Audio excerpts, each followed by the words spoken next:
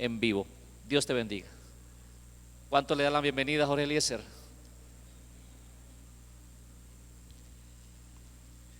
Muchísimas gracias, Pastor Manuel Luna. Es un privilegio y un gozo poder volver a trabajar con usted. Lo hicimos en Sabana de Torre, lo hicimos en Barbosa, Santander, lo hicimos en Cristo Vive, y ahora por la gracia del Señor, según la agenda del cielo, nos permite volvernos a encontrar y trabajar juntos para la gloria del Señor. Amén. Si el apóstol Pablo estuviese en este lugar, seguramente el saludo para esta iglesia hermosa del Señor sería: que el amor del Padre, que la gracia de nuestro Señor Jesucristo y el poder del Espíritu Santo sea con todos vosotros. Y la iglesia diría: amén. Es un privilegio, mis apreciados, poder estar en esta mañana con ustedes.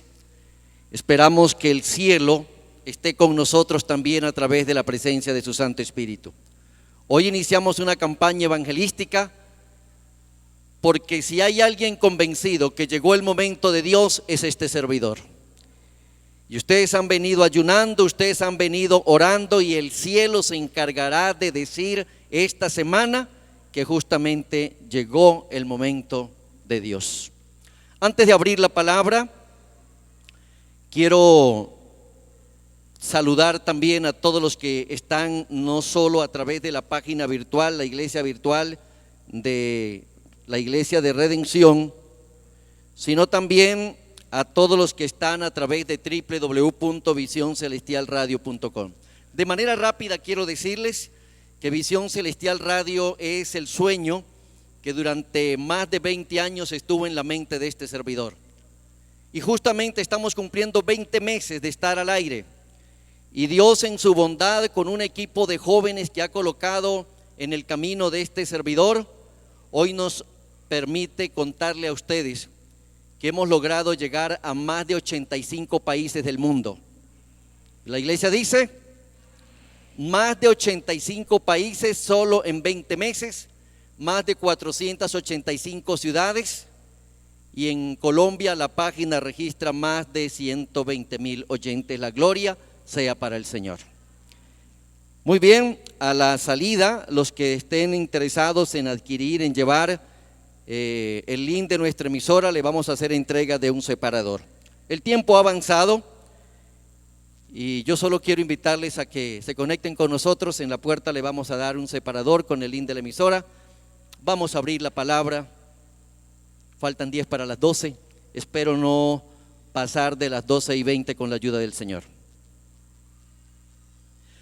Vamos a ubicarnos allí en Segunda de Samuel. Segunda de Samuel, capítulo 11. Segunda de Samuel, capítulo 11. Y permítanme leer en este momento desde el versículo 1 hasta el versículo 9. Dice la palabra de Dios: al año siguiente, al tiempo en que salen los reyes a la guerra, David envió a Joab, a sus siervos y todo el ejército, y destruyeron a los amonitas y sitiaron a Rabá, pero David se quedó en Jerusalén. Una tarde se levantó David de su cama y se paseaba por el terrado de la casa real, y vio desde allí a una mujer muy hermosa que se estaba bañando. David envió a preguntar por esa mujer, y le dijeron que era Betsabé, hija de Elián, esposa de Urías hitita. Y David envió mensajeros que la trajeron. Al llegar, David se acostó con ella cuando se acababa de purificar de su inmundicia, y ella se volvió a su casa. Y ella concibió y mandó a avisar a David: estoy encinta. Entonces David mandó decir a Joab: envíeme a Urías el hitita. Y Joab se lo envió. Cuando llegó Urías, David le preguntó por la salud de Joab, por el ejército y por la guerra. Después dijo David a Urías: desciende a tu casa y lava tus pies. Y al salir Urías de casa del rey, fue tras él comida real. Pero Urías durmió a la puerta de la casa del rey con los demás siervos de su señor y no descendió a su casa. Inclinemos el rostro ahí donde estamos, vamos a orar. Padre bueno y misericordioso que estás en los cielos, en este momento, Señor, tu palabra se ha abierto. Pero, Señor, no queremos que sea en vano. Queremos que a través de esta historia, Señor, tu iglesia sea edificada. Queremos que a través del mensaje de tu palabra podamos ser enseñados, podamos ser corregidos, pero también podamos ser preparados para los propósitos que el cielo tiene con su iglesia aquí en la tierra. Señor, bendícenos por favor. Pasa por alto nuestras equivocaciones y que el Espíritu Santo que habló a los profetas y a los apóstoles hable a través de este tu siervo a esta tu iglesia, y que a partir de este momento tu gloria se manifieste en este lugar y en la vida de tus hijos. Te lo pedimos en el poderoso nombre de Cristo Jesús nuestro Señor. Amén y amén.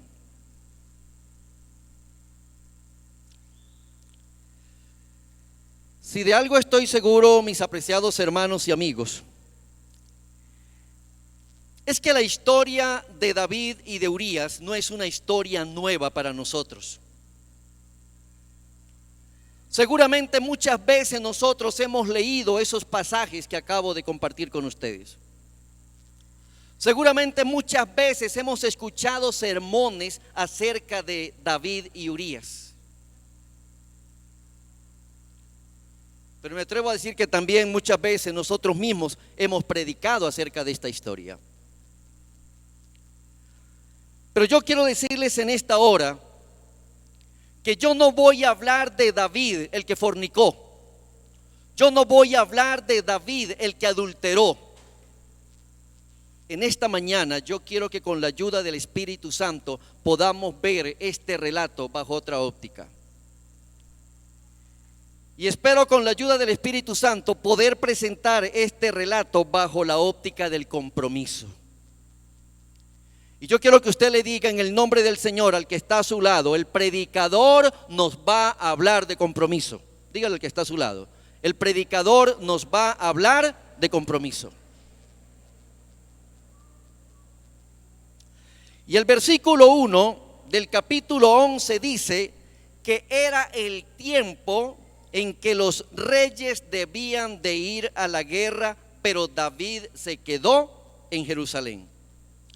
El versículo 2 dice que una tarde David se levantó y se subió a la terraza, y entonces comenzó a pasearse allí por la terraza, y desde allí observa a una mujer muy hermosa. El versículo 3 dice que David preguntó: ¿quién es esa mujer? Y entonces le dijeron: es Betsabé, la hija de Elián, es la esposa de tu amigo, es la esposa de Urías. El versículo 4 dice que David la mandó a traer y se acostó con ella, dice mi versión. El versículo 5 dice que esta mujer concibió, y entonces le mandó a decir a David: quedé encinta, quedé embarazada. El versículo 6 dice que entonces David mandó a llamar a Urías.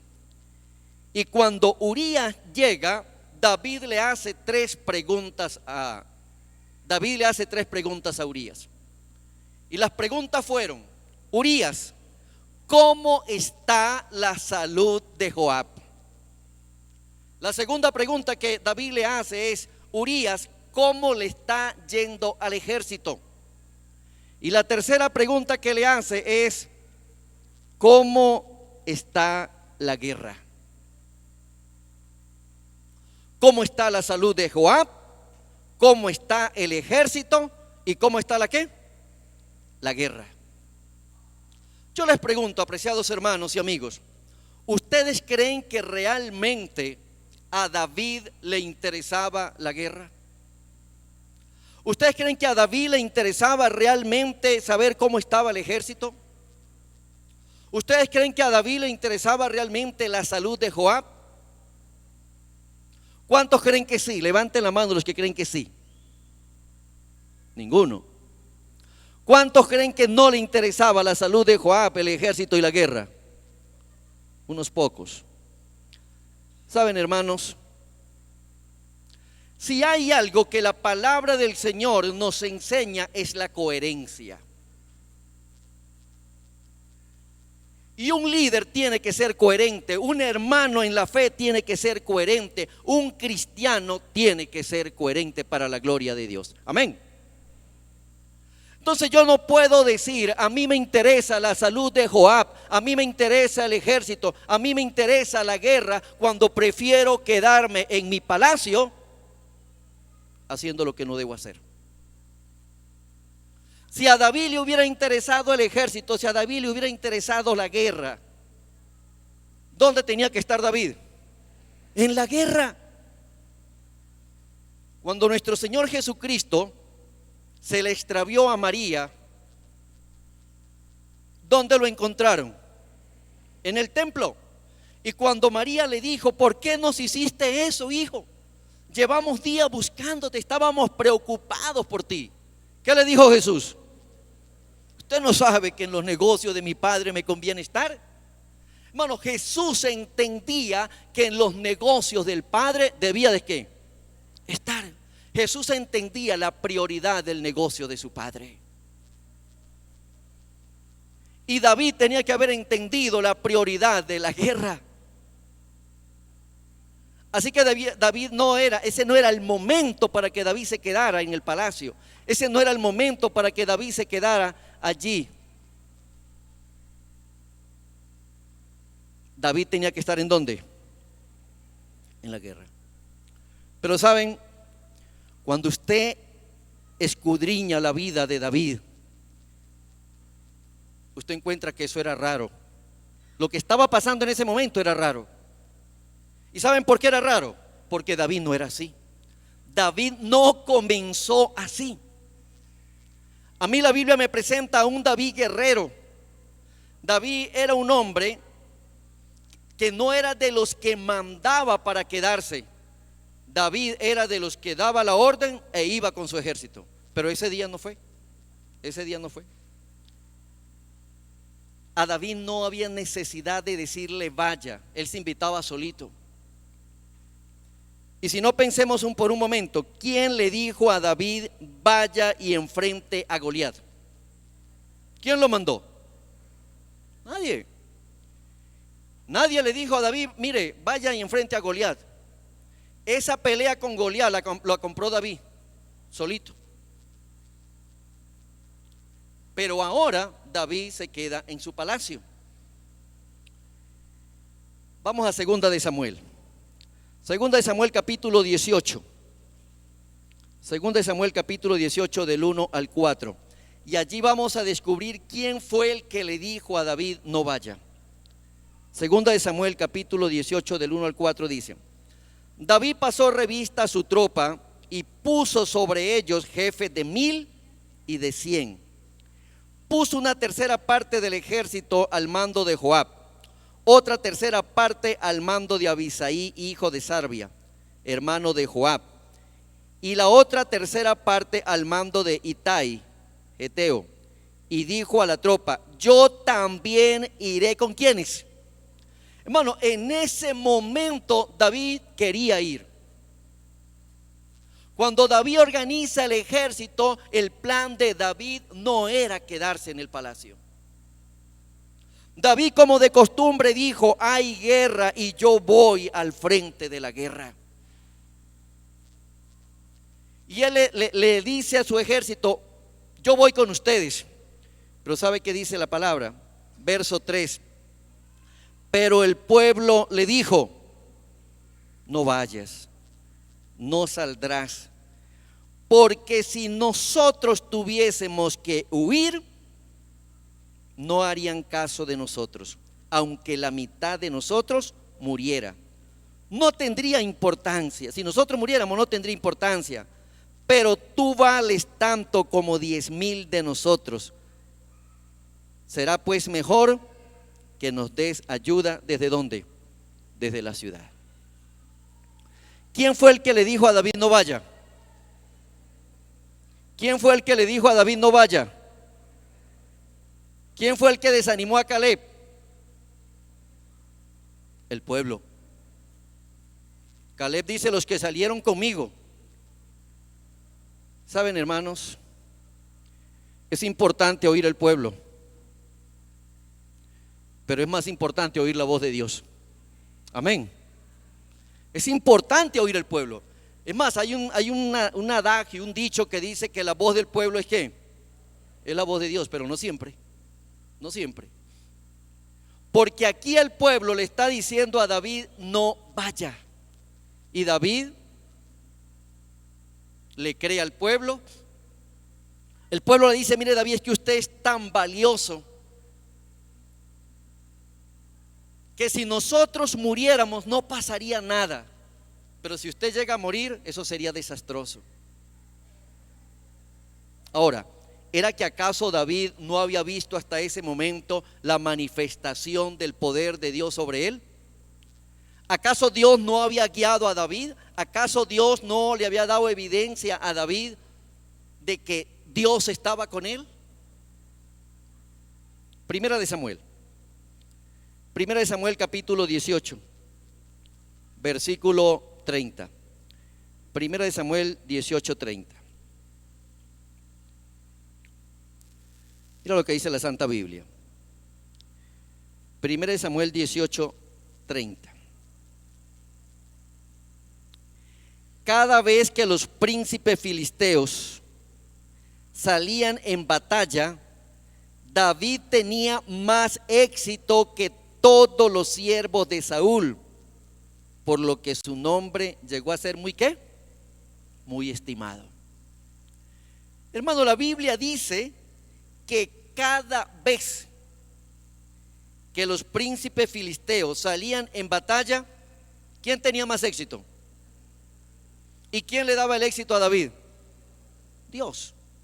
Entonces, ¿por qué David ahora duda? Entonces, ¿por qué ahora David le cree al pueblo? No vaya, porque es que si de pronto le pasa algo a usted, esto va a ser terrible. ¿Sabe qué tenía que haberle dicho David? No, ustedes están equivocados. Ustedes se están preocupando por lo que no deben de preocuparse. Porque yo estoy seguro, le hubiera dicho David, que el Dios que ha estado conmigo en el pasado va a estar en el presente. Amén. David le hubiera dicho: el Dios que me ha permitido ganar guerras en el pasado me va a permitir ganar también esta guerra, y yo voy con ustedes. Esa hubiera sido mejor la actitud de David. Sin embargo, David se quedó. Volvamos allí a segunda de Samuel capítulo 11. Y entonces llega Urías ante la presencia de David. Y ahora David, cuando llega Urías, le hace la pregunta por Joab, por el ejército, por la guerra. Y después le dice: vaya, descienda a su casa, lave sus pies.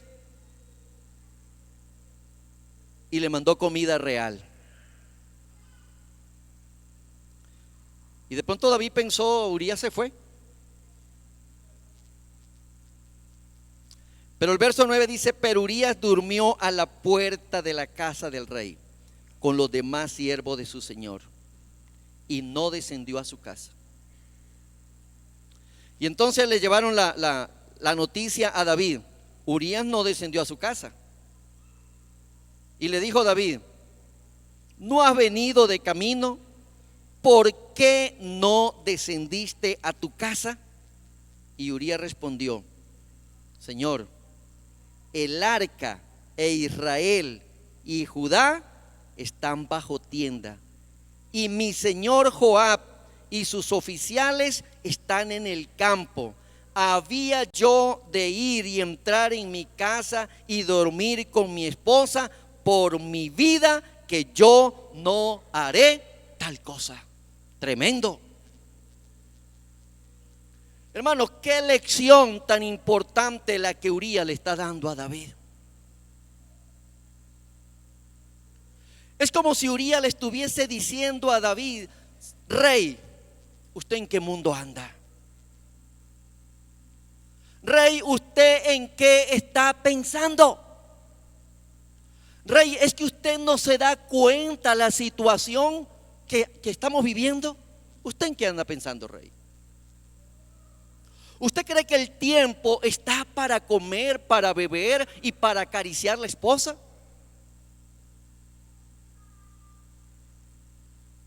Y Urías le dice: no, señor, yo no voy a hacer eso, porque allá hay un ejército en peligro, allá hay un ejército que está peleando la guerra de mi Dios, y yo no puedo quedarme buscando mi propia satisfacción cuando yo sé que hay alguien a punto de morir allá afuera.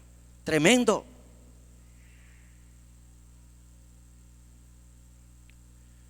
Urías le dice: no, señor, este no es el tiempo para lo que usted está pensando, rey. Eso puede ¿qué? Eso puede esperar. Y saben, mis apreciados, yo quiero decirles algo.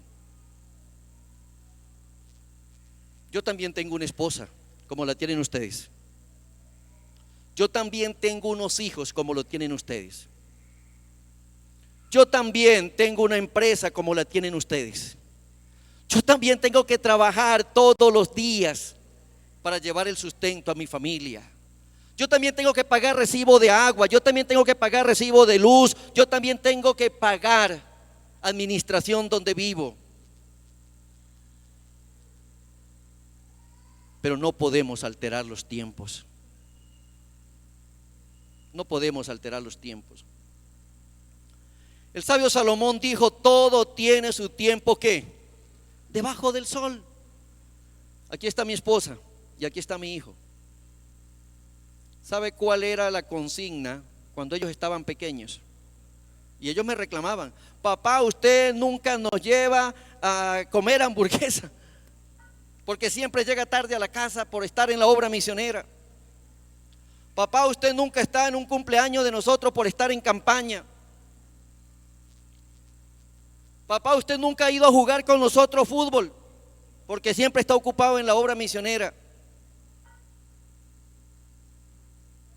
Y yo un día les dije: hijos, ustedes tienen razón.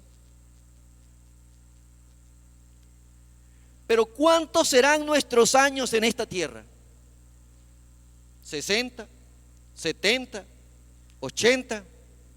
Bueno, mi abuelo vivió 115 años.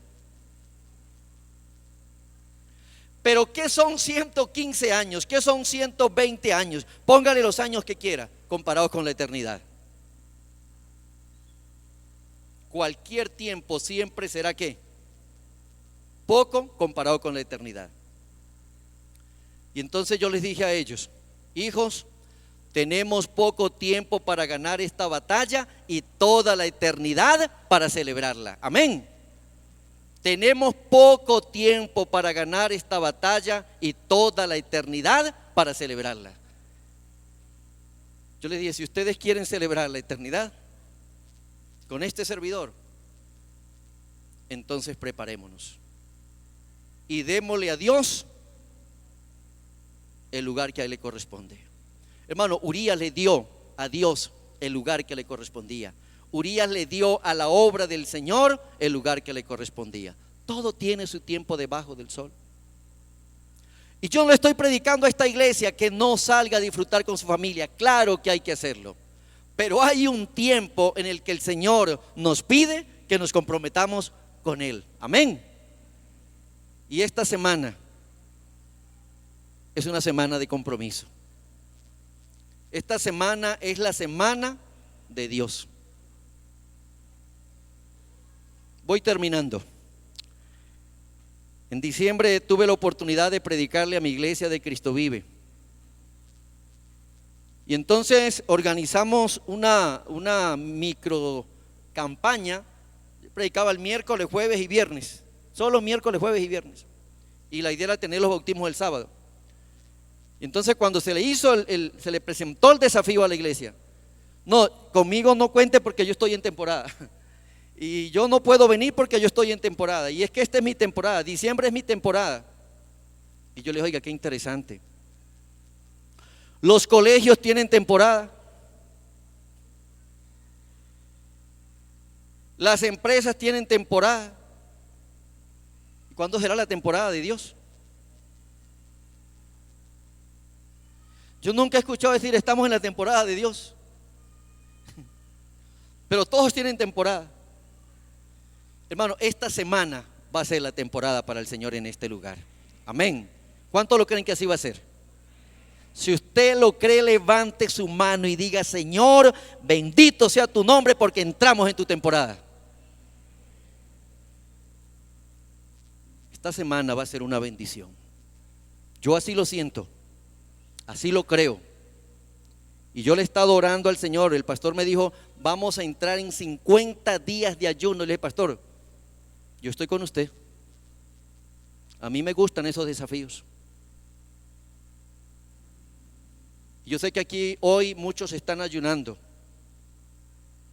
y Dios no va a pasar por alto el ayuno suyo. Dios va a respaldar a su iglesia, pastor.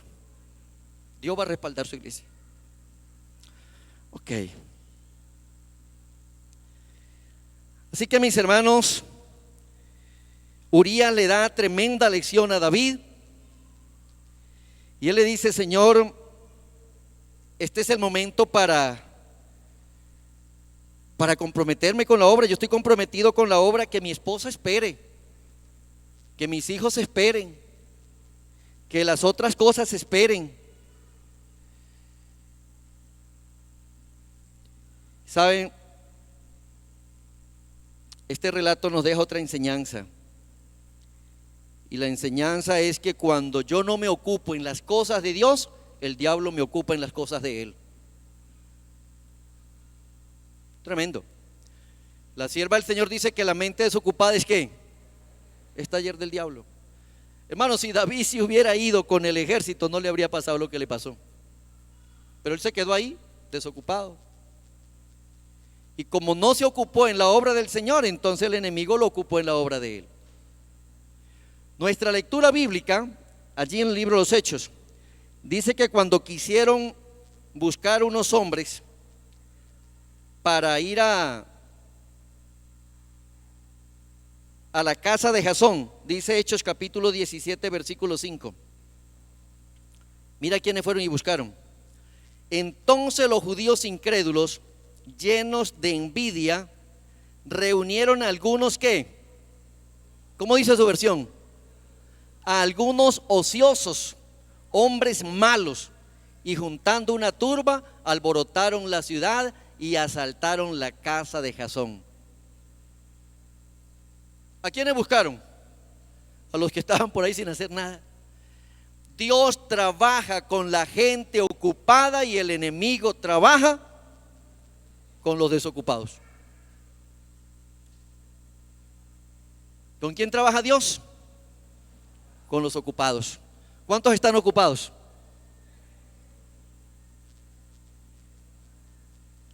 Con todos ustedes que están ocupados, Dios quiere trabajar.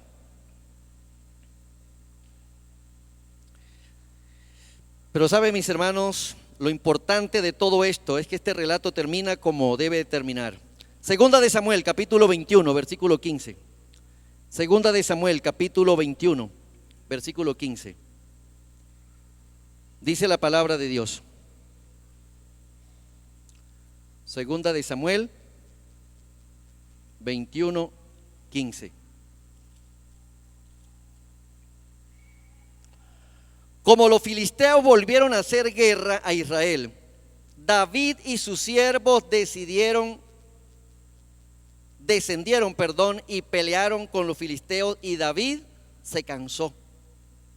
En eso Isbi-Benob, uno de los hijos del gigante, cuya lanza pesaba 300 ciclos de bronce y tenía ceñida una espada nueva, trató de herir a David, pero Abisai, hijo de Sarbia, lo socorrió. ¿Había socorrido Dios antes a David?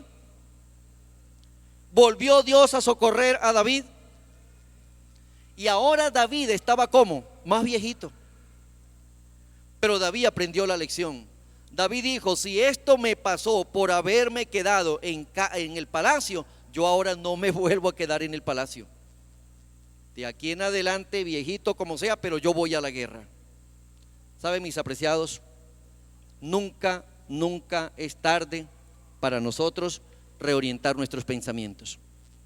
Nunca es tarde para nosotros encaminar nuestras pisadas sobre las pisadas de Cristo Jesús. Y tal vez, no sé, tal vez hasta hoy tú y yo le hemos dado prioridad a otras cosas.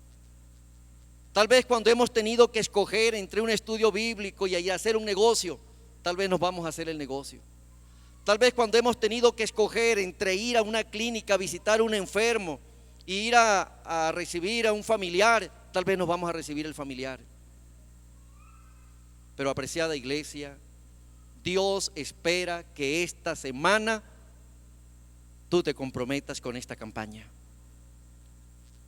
¿Qué dije? Dios espera que en esta semana nos comprometamos con esta campaña. Amén. Dios te va a bendecir, no te preocupes. Lo que tú no hagas esta semana, Dios te lo va a multiplicar la semana entrante. Pero yo quiero presentar un desafío en esta hora. Yo quiero que en el nombre de Cristo Jesús le digamos al Señor en esta hora: Señor, mi familia es importante, pero tú eres más importante que mi familia. Mi trabajo es importante, pero tú eres más importante que mi trabajo. Mis compromisos sociales son importantes, pero tú eres más importante que todo eso. Por eso, Señor, hoy me voy a comprometer con este desafío evangelístico. Amén. Estaba en una campaña y terminó la campaña. Y ese sábado estábamos allí preparando los candidatos para el bautismo, cuando llegó una joven. Y la joven llegó y se me acercó y me dijo: es el colmo que yo, siendo la secretaria de iglesia, no sepa cuáles son los candidatos que se van a bautizar, porque ustedes no me han dado esa información todavía.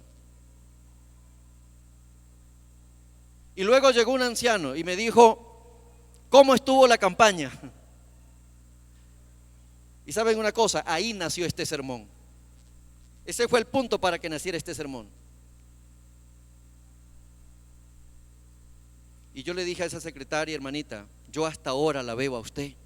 Yo estuve todas las noches predicando aquí. Todas las noches la gente pasó al frente. Hicimos bautismo y usted nunca apareció por aquí. Pero tranquila, yo le tengo aquí las tiritas de los bautismos. Iglesia, con la mano en el corazón, si esta obra del Señor es tu obra también, vamos a comprometernos esta semana. Amén. Para que el 16 tú no tengas que preguntarle a nadie: ¿y de qué predicó el evangelista? Para que el 16 tú no vengas a decir: ¿y por qué se va a bautizar fulano? ¿Y ese quién es? Vamos a comprometernos en el nombre del Señor para que usted sea protagonista de esta campaña para la gloria de Dios. Voy a invitar nuevamente al cuarteto Eliud para que ellos vengan y alaben el nombre del Señor. Y mientras ellos cantan para la gloria de nuestro Dios, yo quiero orar por ese hermano, por esa hermana que hoy le dice: Señor, pueda que yo no traiga una visita, pero mi presencia va a estar apoyando esta campaña todas estas noches en este lugar. Si tú has entendido en el nombre de Cristo Jesús que este es el momento de Dios, mientras ellos cantan, yo quiero orar por esa hermana y ese hermano que se colocan en pie para decirle: Señor, cuenta conmigo. No sé qué voy a hacer, no sé a dónde voy a ir a invitar, pero si por lo menos ellos no vienen, que la iglesia del Señor esté esta noche en este lugar.